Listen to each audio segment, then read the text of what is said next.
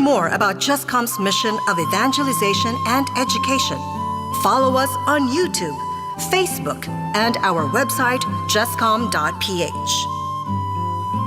To give a face to the faceless and a voice to the voiceless, that we may recognize Christ in them and hear His story in theirs. Radyo Katipunan. News, insights, inspiration. Radyo Katipunan. Down from the hill and down to the world. Radyo Katipunan. The voice of the Blue Eagle. Radyo, radyo, radyo, radyo, radyo, radyo, radyo, Katipunan. Radyo, radyo, radyo, Katipunan. Radyo, radyo, radyo, Katipunan. Manzano, radyo, Katipunan.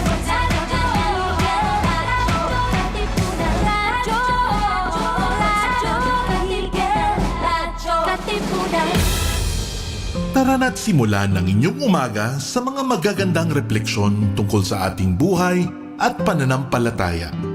Kasama sina Cardinal Luis Antonio Tagle, Father J. Boy Gonzales at Father Nono Alfonso ng Kapisanan ni Jesus, Father Cali Llamado ng Manila Cathedral at Binibining Risa Singson Kaupeng ng Light of Jesus Community dito sa Kapit Pandasal sa Radyo Katipunan 87.9 FM. Kulang ka ba sa pansin? Ito po si Father Cali ng Manila Cathedral. Halina po at magkapet pandasal.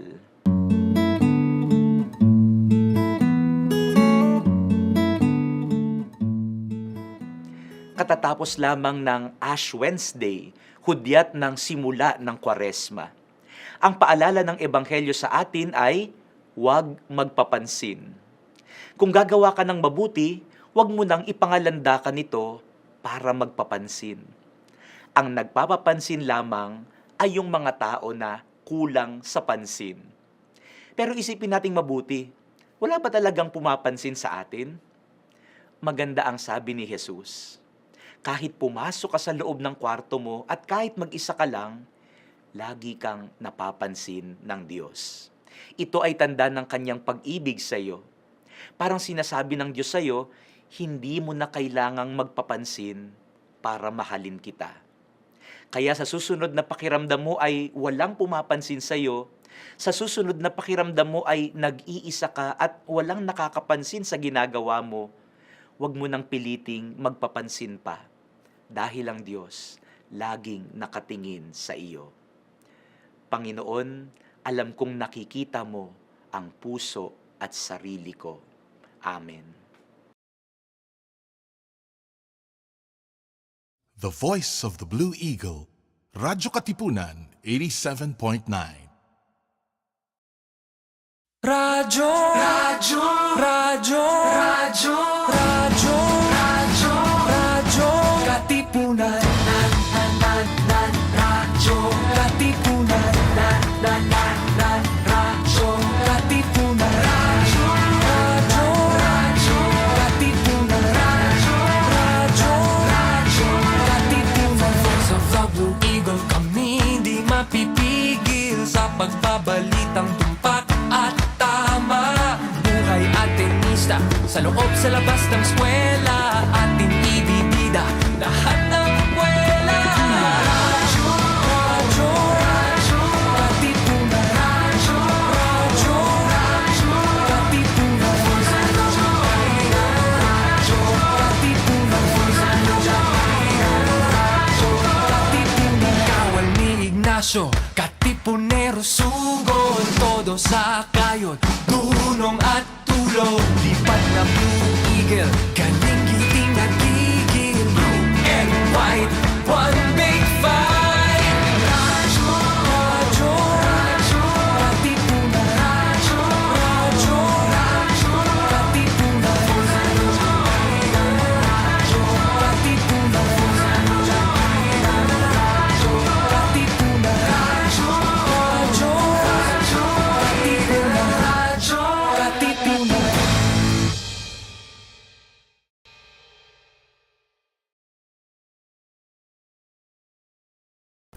Lamig, init, Ulan, hangin, kumakalingang kalikasan. Ating alagaan at ingatan. Kumusta na ang ating kalikasan? Pag-usapan natin ang kalagayan ng mundo at kung paano tayo makatutulong sa pagkalinga sa ating tahanan. Kasama sina Father J.M. Manzano ng Kapisanan ni Jesus at si Dr. Abencio V. Rotor. Ito ang Tatakalikasan sa Radyo Katipunan 87.9 FM.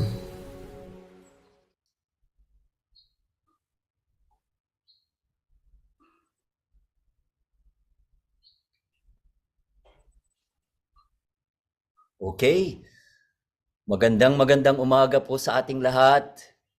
Ito na po muli, nagbabalik ang ating programa.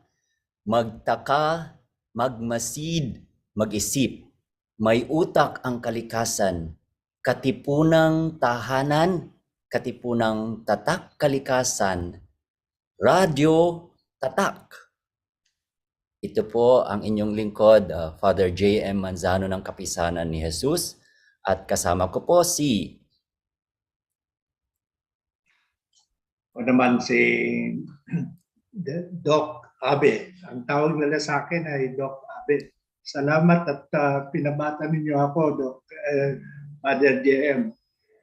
Dati-dati sabi nila, Lolo Abe. ang bawat isa sa atin ay bata kapag tayo ay malapit na malapit sa Diyos at lalong-lalo na kapag tayo ay malapit na malapit sa kalikasan. No? We remain to be young at heart, I believe. Tama yan, Father JM. You are young when you are with nature always. That's why we have to keep close to nature all the time. But not only to keep close to nature, alagaan natin ang nature. And sundin natin yung mga natural laws of nature.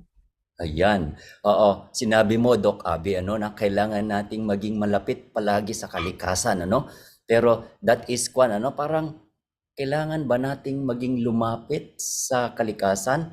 Pero kung susuriin natin, kung nagmamasid talaga tayo, malapit na malapit tayo sa kalikasan kasi tayo mismo ay parte ng kalikasan. Totoo yun, Father J. In Yeah. fact, kalikasan starts with us, within us. And there you will find the first element ng kalikasan.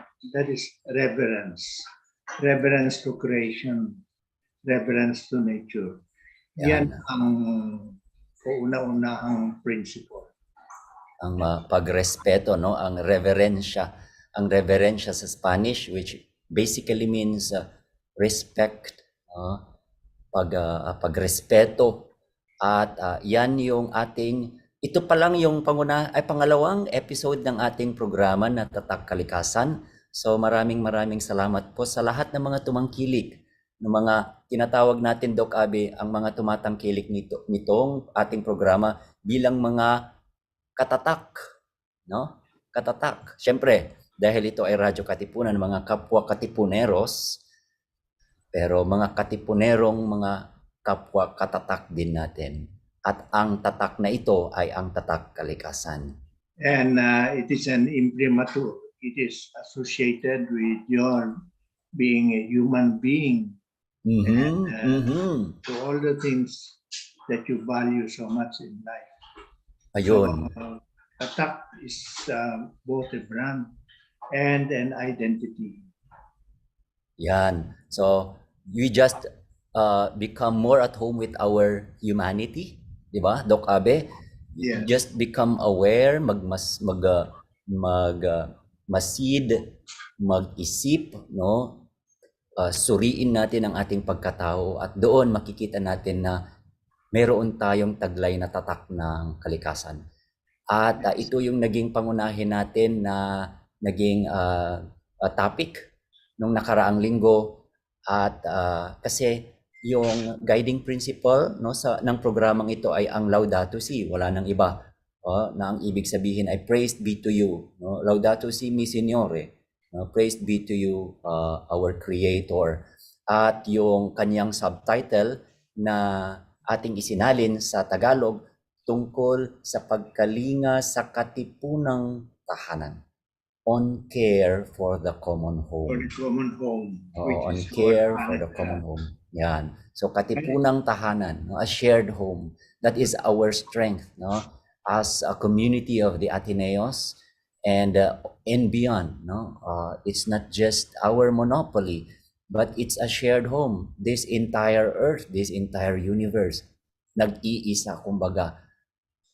And that calls for a certain responsibility, yung pagiging responsable to take care of this katipunang tahanan, ang nag-iisang katipunang tahanan. Ngayon na nagsimula na tayo ng Holy Week, Father GM, Yes. i-relate natin yung ating topic na ecology. Yan. Tatakalikasan with the very special time, Yes. the Christian word, which is the Holy Week. So, ang title natin ay Let Us Enhance the Religious Practices Favorable to Health and to the Environment. So, yan ang ating theme ngayong second episode. Let's enhance the religious practices favorable to health and environment. Ayan po, no? So inintroduce na ni Doc Abe yung magiging topic natin at napapanahon po ito kasi kahapon lamang ay sinimulan na natin itong panahon ng pag-aayuno at pag-iwas, no? Fasting and abstinence, no? Na napakahalagang panahon ng ating simbahan. At dito ay magbibigay po kami ni Doc Abe ng ilang mga gabay, no? Kung saan mapanatili natin yung pagsunod sa mga religious practices natin, no? And at the same time in keeping with taking good care of our creation, no? Kasi Doc Abe, di ba? Hindi ito magkahiwalay. Walang hidwaan dito, walang hidwaan. No, it's integral, kumbaga, no? It's an integral approach. At yan is something that is found at the heart of Laudato Si. And that is why Pope Francis also coined the term integral ecology. Integral ecology, all aspects, physical, spiritual, psychological, social, cultural, political, at marami pang iba. At pag binuo, we call that as holistic. Yes, holistikong pananaw. So holism is the very essence of connectedness. We are not only connected by a chain or by a network, we are connected by our home, which is the planet Earth. So every one of us is a part of our home. Every creature has its part or role to play, just like what Shakespeare said, especially to humans. The world is a stage, and everyone has a role to play. And we expand that in terms of ecological dimension. All creatures, great and small, they are all important to ecology. They are all important to our stability. They are all important to our peace, our harmony, our balance, and our joy in our own home, which is planet Earth. So, unahin ko, Father Jem, yung ginagawa ninyo, which is therapy. It helps the mind, body, and spirit to fight tension. And not only to fight tension, but to release the tension and do away with the effects of stress. Because this is a stressful world. We always find ourselves prisoners, so to speak, with our problems, with our concerns, with our ambitions, with people around us. And there must be time to look deep into ourselves, just like what we said kanina. Ecology starts in us, within us. And so, number one is retreat and reflection are very important as therapy, each one of us and for the whole community. At syempre, no, dahil yan ang aking pangunahing ministro, tagapagbigay ng mga retreats, no, particularly Ignatian Silent Retreat, no, yan yung aking full-time ministry as a Jesuit here in Sacred Heart. At syempre, yan ang pangunahin kong bias, no. Pero number 1 yan sa listahan ni Doc Abe, no. So by the way, Doc Abe, no, sabihin lang natin na makikita nila yung notes ng lahat ng mga tatalakayin natin ngayon sa online, sa blog ni Doc Abe. Ito po ang kanyang blog, yung avrotor.blogspot.com. So, kung hindi man namin matatalakay ang lahat-lahat na kanyang isinulat doon kasi merong 14, no? At number 1 dito yung retreat and reflection as a therapy. So, you will have something there already. No? So you don't have to take down notes, nandoon na po lahat sa kanyang blog ni Doc Abe.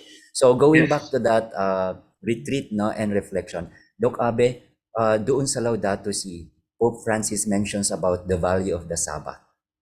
Yes. Ang Sabbath, oo, which is the rest, the day of rest sa ating mga kapatid na mga Hudyo. And that is precisely the reason why this is still in keeping with the days of creation. There's a day of rest when God created everything.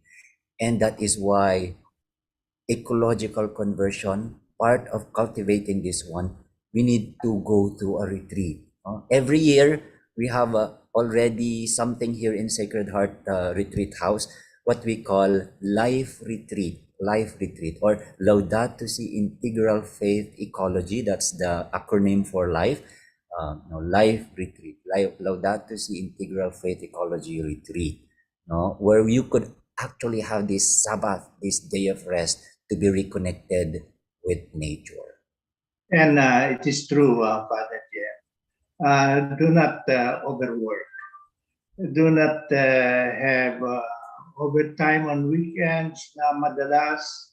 Have time for reflection, for meditation, which are the two elements of being at peace with yourself. You know, at the end of the French Revolution, there was an attempt to erase the seventh day. So, ibig sabihin, tuloy-tuloy ang trabaho. Hindi nagtagal, ibinalik nila ang seventh day.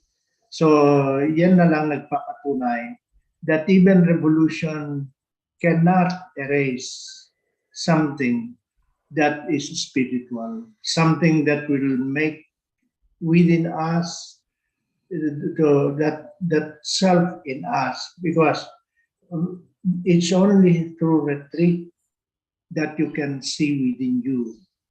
Di ba sabi ng The Little Prince by Saint-Exupéry, it is only through the self that you can really know yourself. Okay. Sige, Doc Abe, no? So that's number 1 sa ating listahan, no? By the way, itong mga nandito na tatalakayin namin, no? These are not what we call absolute, no? Kaya kami ni Doc Abe, no, inaanyayahan din po namin kayo para magbahagi ng inyong mga sariling pamamaraan na kung paano ninyo napapag-ugnay ito, no, your particular religious practices, and at the same time keeping in mind how to properly care for our common home, no? So ipagbigay alam lang dito sa ating programa, no, by sharing and writing it in the chat group, in the chat box. Yes, yung multiplier effect. Share with the members of your family, with your community. This is now the time for you to have a kind of retreat and reflection special for this Holy Week. Now, yung ikalawa has something to do also with keeping with with a special period, and that is abstinence. Abstinence conserves animal population, especially during summer, the lean months, and as a result, we conserve the breeding stocks in order for them to multiply the next season. And for us, I think we need abstinence, Father Jem. Pag sobra ng kinakain natin, medyo dahan-dahan naman. And you will be surprised, you will be healthier. If you eat less, I mean, for those people who are eating so much. And not only that, yung masyadong mahilig sa karne, matataba at saka spicy. So medyo bawas-bawasan natin dito as a second part of our lesson for this second episode. Doc Abe, no, dagdag ko lang dyan, isang katanungan din sa ating mga taga-subaybay. Alam niyo po ba na kahit yung ating inang kalikasan ay meron siyang rhythm na katulad nito, fasting. At nalaman ko ito noong nandoon po ako sa Bukidnon sa Mindanao. Yung napagtanto ko na bakit ba merong pattern ng El Nino at La Nina, the dry and the wet seasons. At doon, during the lean months, the dry months, no? Ito yung panahon para matutulog din yung lupa. Kailangan din yung magpahinga kasi napagod siya.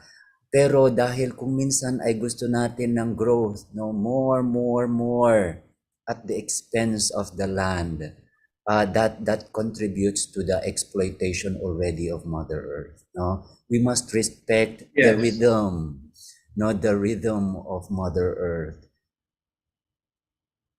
They call the resting of the land as fallow, FALLOW, fallow.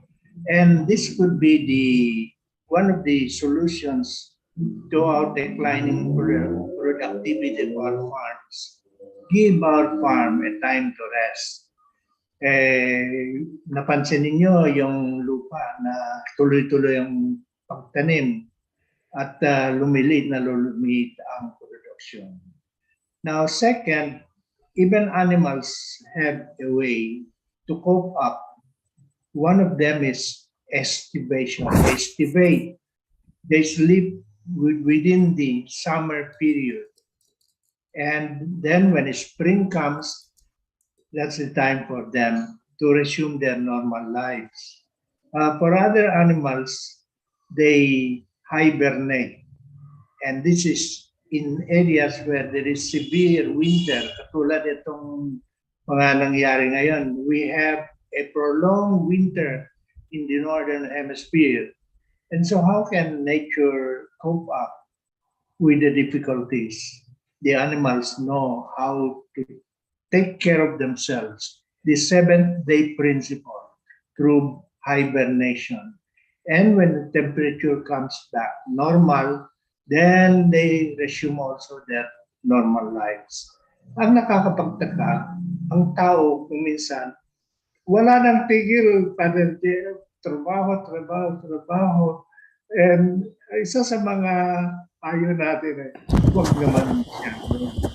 Yung ginagawa nyo, being retreat master, you will find out that many people are longing for that time that they are at peace with themselves, the peace of mind. And for us who are very, very busy, the most precious thing today is rest and silence and privacy. So we advise that dahan-dahan lang, keep pace with nature. Katulad yung sinabi ni Brother Jer, there is a rhythm of life, and that rhythm of life jives with the rhythm of nature. Spring, then after that comes summer, then autumn, then winter, then back again. And for us, we have the dry season, And then the cool winds from Siberia, you have the Amihan.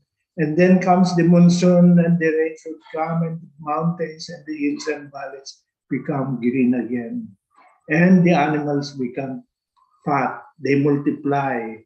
And you see, our cycle as human beings jive with this, pero not always because we have learned to live in the cities and we are quite far from the natural cycle of life on the countryside.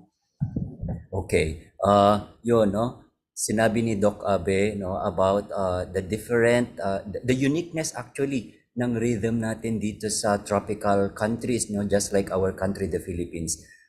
Noong nandun ako sa Thailand, napansin ko na meron silang ibang rhythm pala doon, no? So it's telling us na mayroong kanya-kanyang rhythm sa bawat sulok ng mundo, no? Sa mga lugar na mayroong 4 seasons, iba din yung rhythm nila doon.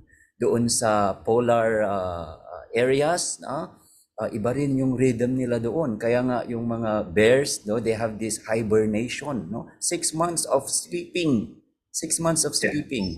At dito sa ating bansa, no, meron din yung rhythm natin na kailangan nating respetuhin, no? At it goes with it a biodiversity, di ba, Doc Abe? It goes with it a biodiversity. Meron yung mga tanim na likas na tumutubo sa ating lugar kasi nga it jives with the rhythm that is specific to a particular place. That's very true. That's why pagdating ng first rain ng Mayo, then by June, nandyan na yung wild food plants mula sa saluyot hanggang sa malunggay, and then kalunay, and many others.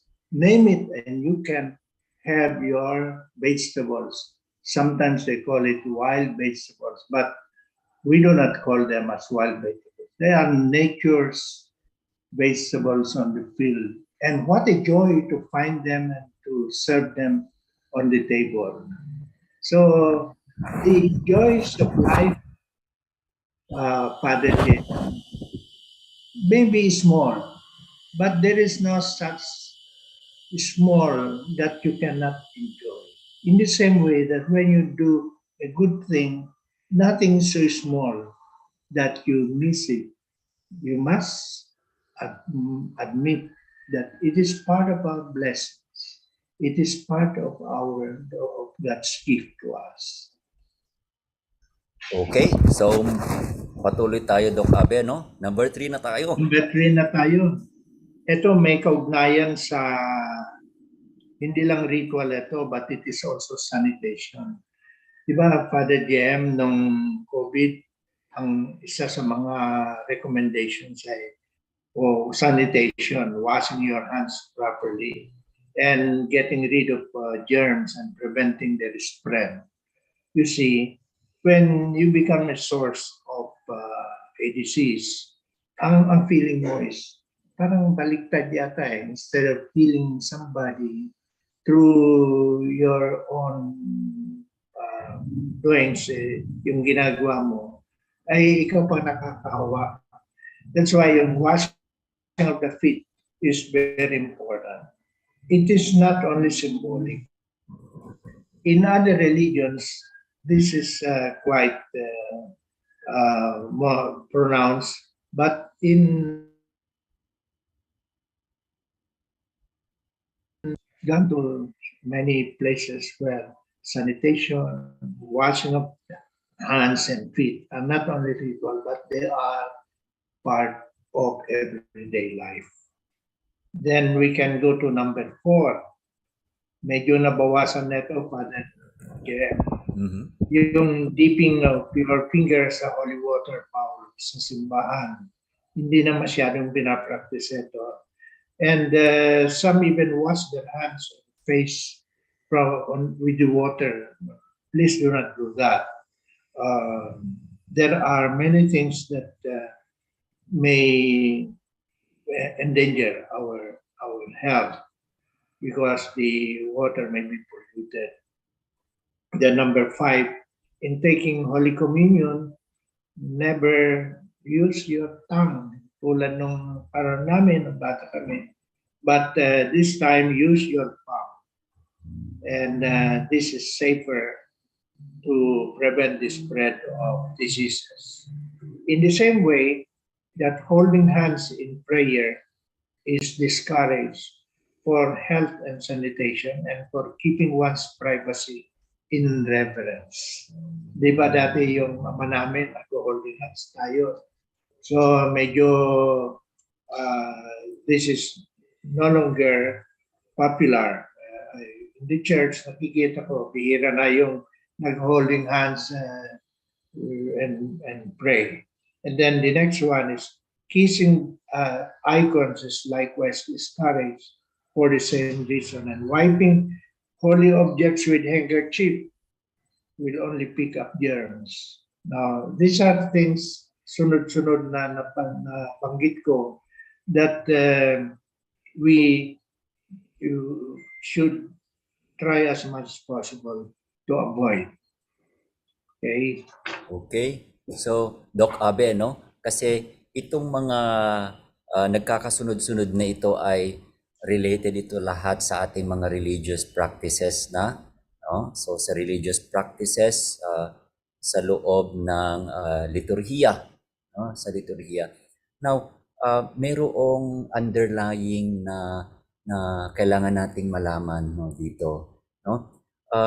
Kasi ito ay nagsasalamin ng iba't ibang mga paraan ng ating reverence, pagbibigay galang, no? So yun naman yung pinakamahalagang kailangang alalahanin natin dito, no? How we are giving reverence to the Lord and how we are showing this deep respect, no, for our Lord. Pero kailangan nating isipin din na mayroong mga pag-iingat na kailangan gawin. Mayroong mga pag-iingat kasi makakatanggap tayo, no? But at the same time, if we are going to endanger ourselves, no, receiving something, parang mayroong may hidwaan doon, may hidwaan, no? No, and talking about no, this element of receiving yung biyaya, yung paggaling, but at the same time may nasasakripisyo. Halimbawa, no, spiritually nakakatanggap tayo ng biyaya, but physically we are endangering ourselves. So kailangan ng integral doon, pagtingin, no, na pagsisikap. Yes. Katulad itong, di ba ugali ng iba, they walk on their knees to the altar. Biro nyo, ang haba yung distance ng entrance of the church to the altar at lalakarin mo yun sa pamamagitan ng tuhod. Nako, Father GM, sabi nila, kaya ko ito, hindi sa kaya. But you have to protect your knees. When you grow older, you will find out that sisingilin ka rin doon sa kneecap, tendons na nahirapan. Another one is paying last respect to the dead na hinahawakan, hinahalikan. Remember that there are cases sa mga binubuksan nila, saying goodbye, and only to find out that could result to the transmission of a deadly disease. Now, another one is removing shoes before entering a house of worship. This may not be very strict in the Catholic churches, but again, this is helpful in preventing diseases, especially those that can be transmitted by our shoes. And then, meron yung ginagamit na incense smoke. It has a pleasant and calming effect to the faithful. Marami pa rin gumagamit pa din yan, di ba? Yung insenso. Tama, no? So kabilang yan doon sa mga practices, no, sa liturgy. At And meron na syempre yung mga commercialized na lighting, burning of incense, no? yes, ang napansin dito, hindi lang yung pleasant and calming effect to the faithful. Pero may study that incense can reduce the population of bacteria in the air. And in one study, yung maabot ng halos patay yung infectious bacteria that can be carried on the air. So while we are in favor for this, huwag naman masyadong lakasan o damihan ito. It has also some harmful effect to the body, especially those who have respiratory difficulties. Then another one is religion. In some religion, pork is banned. Pork is the carrier of non-parasites like tapeworm, hookworm, ascaris. Well, we are not saying huwag na kayo kakain ng pork, pero isipin natin that maybe we can reduce our consumption of such possible carriers of parasites. So, and then next one, number 13, ancient religions regard certain places and trees as sacred. Sabi nila, huwag kang lalapit yan sa malaking punong kahoy yan at may espiritu yan.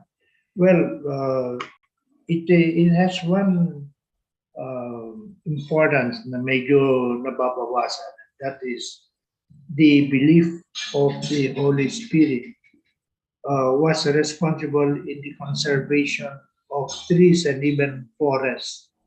So maybe we have to look into that, looking at the tree as a tree of life, as a tree that gives us many valuable products to Nung us. Doc Aben, alala ko lang nung nandun din ako sa Thailand, they practice this tree ordination.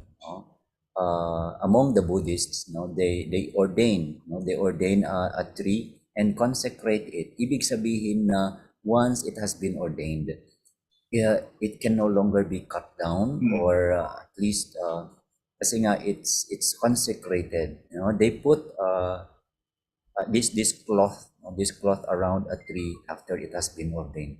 And I found that as a very reverent way of approaching these trees. Yes, yes. And in Vietnam, in Ho Chi Minh City, you will find doon sa mismong center yung mga heritage trees. Despite na ilan years ng gera doon sa Vietnam, the trees still stand. They're very high, very, very strong, very healthy. And in Israel, yung mga malalaking kahoy, nakapangalan doon yung heroes nila, especially yung mga namatay sa gera, who have contributed much to the culture of the Israelites. So, ang punong kahoy ngayon becomes, yung nabanggit ninyo, Father James, they should not and cannot be cut anymore kasi sacred na sila. So, maybe we have to look into that as one of the things we can do. Protect the trees, plant more trees, and don't cut the trees as much as possible. Yung term natin na reverence for life, isama natin sa mga una sa listahan natin. Trees.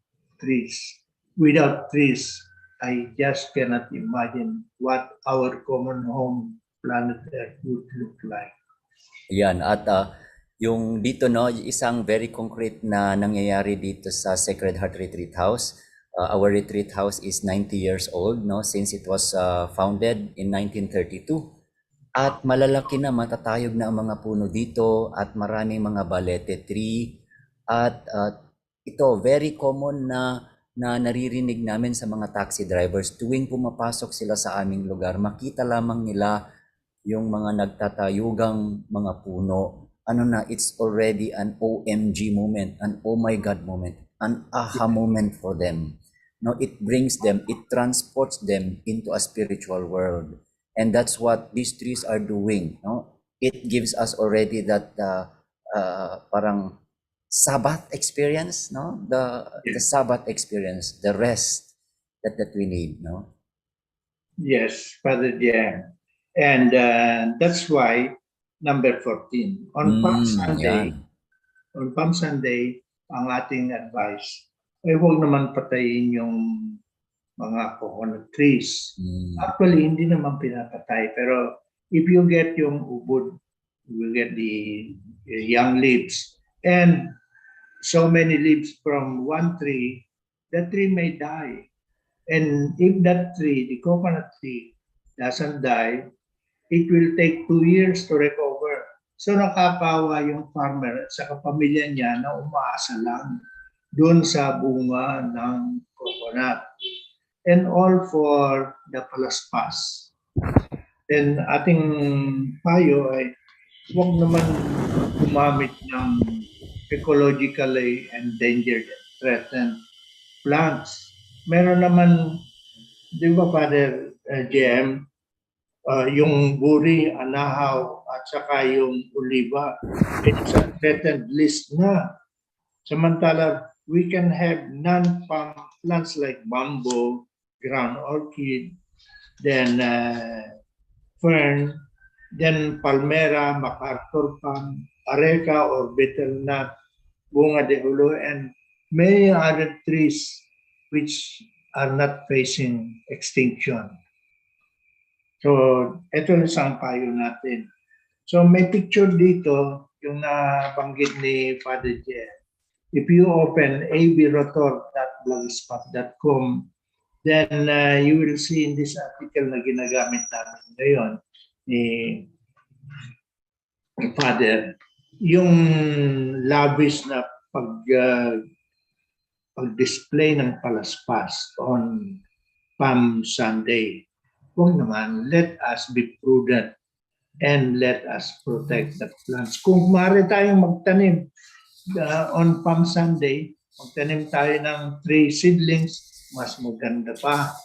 And that would give us that feeling na hindi lang ginamit natin on one occasion, pero we look ahead to see that plant growing in and year out.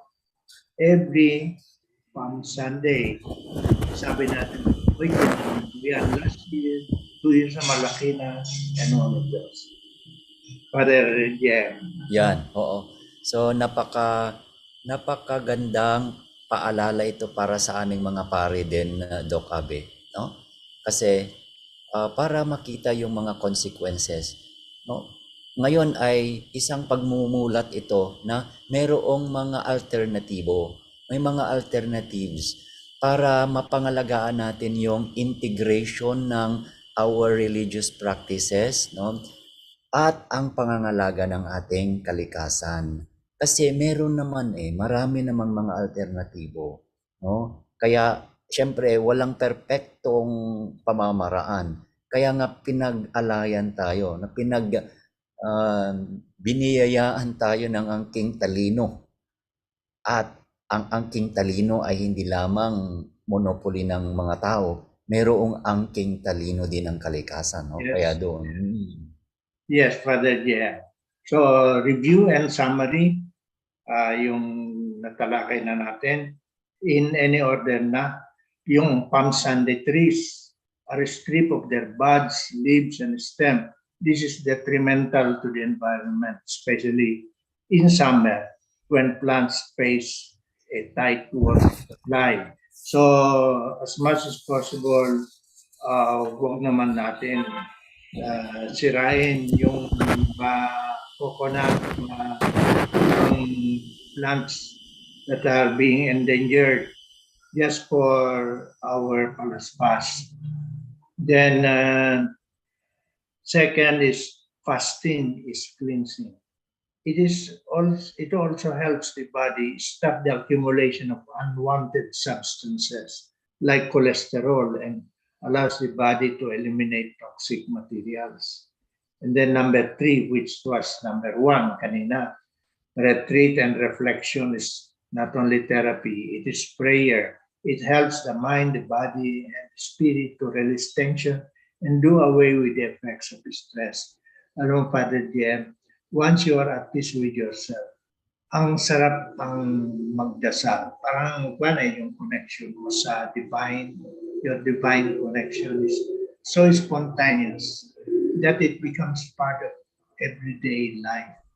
Lahat mga ginagawa mo, lahat mga even yung mga kapaligiran mo, yung tao around, that connectedness is spreads out. Just like happiness, no? When you divide happiness by sharing, divide happiness by sharing.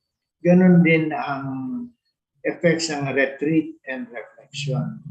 Then, Meron ako, Doc Abe, meron akong inspired quote, no, from Saint Jerome. Kung sinabi ni Saint Jerome, no, ignorance of the scriptures is ignorance of Christ. And it's the same. Ignorance of creation is ignorance of the Creator. ignorance of Creation is Creation. ignorance of the Creator. Ibig sabihin, hindi mo kilala o hindi mo kinikilala ang Diyos na gumawa lahat niyan. Pero magaling si Father Jerome. One time, sabi niya, nakipag-usap kay baby Jesus. I have given everything to you. So sinabi niya yung goodness niya, yung prayerful niya, and all of those. Sabi ni Child Jesus sa kanya, no, Jerome, you haven't given me the best thing. So, no, I have given you everything. I have given you everything. Inuulit-ulit niya. Sabi ni Child Jesus sa kanya, no, you have not given me your sins. Doon umiyak, and that was the point na he became a very good, a holy man. When he admitted his own sins. Alam mo, Father Jeff, pinakamahirap yata na-acceptin yung kasalanan mo. So, reflecting on ecology, when you cut down a tree, when you destroy a land, subject this to erosion, at hindi mo ina-admit na kasalanan mo yun, you are like a man, like Father Jerome, talking to the Creator. And once na-admit mo na kasalanan mo yun, that's the time that you are close to Him, you are close to the Creator. And what will be the next thing that you will do? You will try not only to honor, but to do next time the better action, maybe planting some trees, protecting the forest, and many others. Doon sa aking homily kahapon, Doc Abe, no, ako yung nagmisa to celebrate Ash Wednesday. At yung aking pangunahing imahe ay yung yung perlas. Alam niyo po ba na ang perlas, paano na ginagawa ang perlas, no? Yes. At saan ito nanggagaling? Ito ay nanggagaling sa mga talaba, oysters. Oysters. At ang mga oysters, no, kapag pinapasukan sila ng dumi, no? Pinapasukan sila ng dumi, hindi nila ito tinatapon. They adopt the dirt. At ito na yung pinapalibutan nila ng tinatawag na nacre, this fluid that brings its pearly coating. At sabi ko doon sa aking homilya na, let's embrace this dirt. No? It's part of the mystery of God. No? At yun yung kasalanan na hinihiling ng Diyos kay Saint Jerome. No? This dirt. And let us allow the Lord to transform it, no? To undergo through a process na papalibutan niya ito ng kanyang pagmamahal at habag. And this is the mystery. Pag masaktan ka, pag meron kang nagawa, and you know how to amend, and you know how to overcome it, there's a new life. That's why every time we hear somebody, bagong buhay, it starts with acceptance ng kasalanan. so that you will have a new life. And there's something beautiful yung storya ninyo na yung pearl na pag meron particle na na-embed doon sa tissue ng living oyster, ang gagawin niya, mag-form ng substance to cover and then palaki ng palaki ng palaki until it becomes so precious. We call it as pearl. So, malalim yan ng philosophy niyan na Father Jeff. Yes, I call them the underwater potters. These oysters and mollusks, the parable of the oysters and mollusks. Beautiful. I hope mga mahal natin ng listeners, makuha ninyo itong philosophy ng the oyster, how the oyster makes a pearl. And not in our lives, yun din eh. When we find a problem, it is the start of a new life. Parang ganun. And then let's go and continue with this one. Kissing and touching the dead, wag na, iwasan natin, lalo yung COVID, yung Ebola. And then receiving communion with the palm, yes. And then communal holy water, minsan yung namamahala, palitan naman at gawin na lang na running holy water. Maybe bigyan natin ng assignment, Father JM, sila. Yan, oo. Natin. How do you classify the viewing the bright light and even the sun to witness a miracle? Diba, ago, nangyari yun, no? Yan, nandun ako, Sun. Doc Abe, oo. Nung bata pa ako nandun, pumunta din ako doon sa Agoo. At talagang sinikap kong talagang tignan ng diretso yung araw. Siyempre, mabuti na lang at hindi masyadong matagal kasi baka bulag na ako ngayon. Oh, I was in elementary at that time. And that is even worse than laser beam, ano? Kasi matagal kung tinititigan. So, iwasan natin yan. Another one is baptism by immersion, no? Yung ilulubog ka dun sa river, no? Instead na yung usual na baptism, talaga nilulubog ka. Huwag naman ganun. Huwag naman ganun. Then, actual crucifixion on Good Friday, that is not encouraging. It's not the ultimate penitence sa Father Jen. Pag nagpapako ka sa krus, that's not the ultimate penitence. There are many ways to have your penitence and even more useful na pamamaraan that can help other people. Then joining a huge religious assembly like the Black Nazarene, okay lang yan, pero ingat lang. And then yung excesses niyan, yung effort ninyo and all of those, ipamahagi na lang sa family, ipamahagi na lang sa other projects. Then another one is walking barefoot as penitence, especially walking with your knees. Wag na ninyong gawin yan. And many others. This is an open-ended list. Ipagpatuloy po ninyo. Kami ni Father Jen, we recommend that you come up with a list of things that would favor religious practices that would enhance health and the environment. So we go back to the title.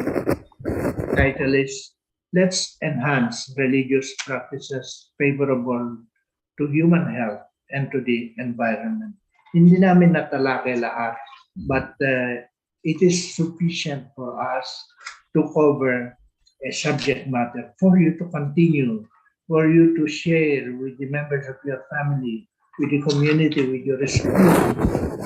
And you see, the essence of teaching and learning is to reach out for more, reach out for people, especially those who need your help.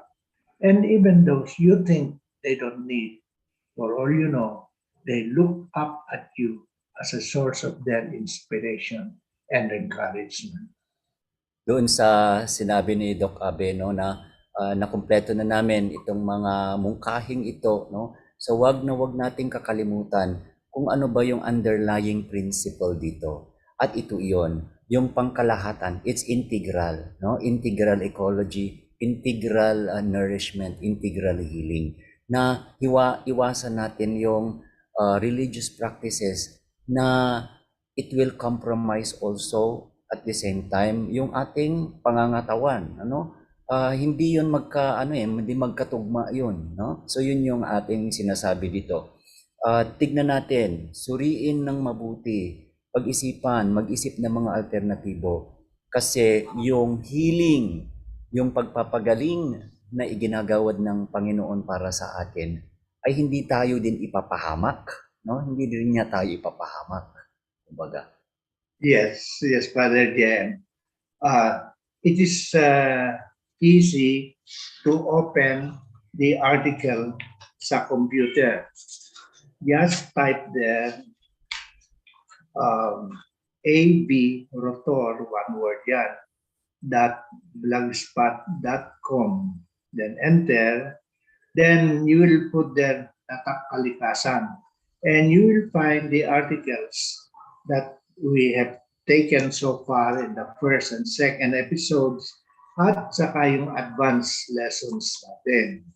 You will find, meron mga 10 articles in advance para mabasa ninyo.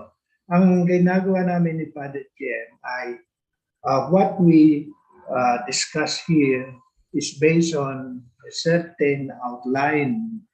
And then yung outline na yan, pwede ninyong ma-access dito sa computer. And you can print without any impediment. You can print and you can use in your school. You can use in your community. So this is our procedure. So in the long run, i-compile natin itong lesson nito and it will be our continuing source of our topics. And hopefully, maybe we can compile this into a book with your help, with your cooperation. But more important is we are reaching you out. And not only that, maybe we can change you a little bit. May kasabihan nga, a drop of water will not fill the ocean, but the ocean will not be the same again. So it's just like the multiplier effect. That it moves. When you drop pebbles tubig, you will form ripples and it will expand and cover the blue pond. And then it will sink, and we hope that it will sink deep into our minds, our heart, and our spirit. Doc Abe, no, meron din tayong isang panawagan na kailangan gawin bago tayo magtapos sa ating programa. Ito yung panawagan tungkol sa kasalukuyan ngayon na issue tungkol sa kaliwadam, no? Kaliwadam. So mayroong online petition na ipinaabot kay presidente, no, sa pagpigil ng pagtatayo ng kaliwadam. So ang ating paanyaya para sa ating mga taga-subaybay ay makialam, no, at manindigan at suriin, no, suriin yung mga iba-ibang mga aspeto nito. Kasi there is an online petition tapos nakalikom na ng 200,000 signatures. At pinapanawagan na makaabot hanggang 500,000 signatures by February 23 itong buwan na ito. No? So makialam, manindigan, no? At manalangin, may panalangin din natin, no, ang ating mga lalong-lalo na ang mga pangunahing mga naapektuhan po dito ay yung ating mga indigenous peoples, mga kapatid na indigenous peoples. Kasi sila yung unang madi-displace dito at ang mga karatig na mga bayan. So pag-usapan, no, kumbaga, di ba, Doc Abe, napapag-usapan yung mga bagay-bagay na ito para magkaroon ng paborable na mga pamamaraan para matugunan ang pangangailangan? Yes, Father JM. So, may byproduct ng development. And if that byproduct is as big as the main intention at negative ang effect, put back to the drawing table yung plano. What we are saying, maybe we want to move so fast. Kasi ang trust ng development as much as possible magawa mo kagad.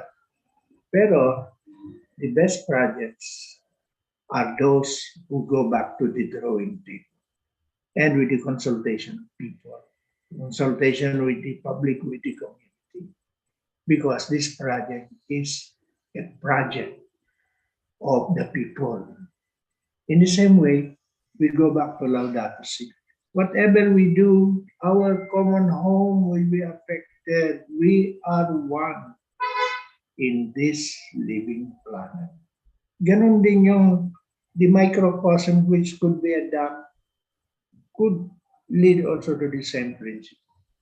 It might not favor your intended benefits unless it is a people's program. It is the people ultimately who will say, it is our project and we benefited, all of us.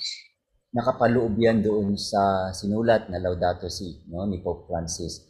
At pinuntiryan niya dito yung the politics, no? Kasi nagagabayan kung minsan ng ating politiko ng yung short-term gain na tinatawag. Short-term gain over the long term, no? Na nasasakripisyo na yung long term. At dito, no, kailangan we need to go back to the drawing table. Kasi ano ba yung mga naisasaalang-alang dito? At hindi yung growth, no, yung just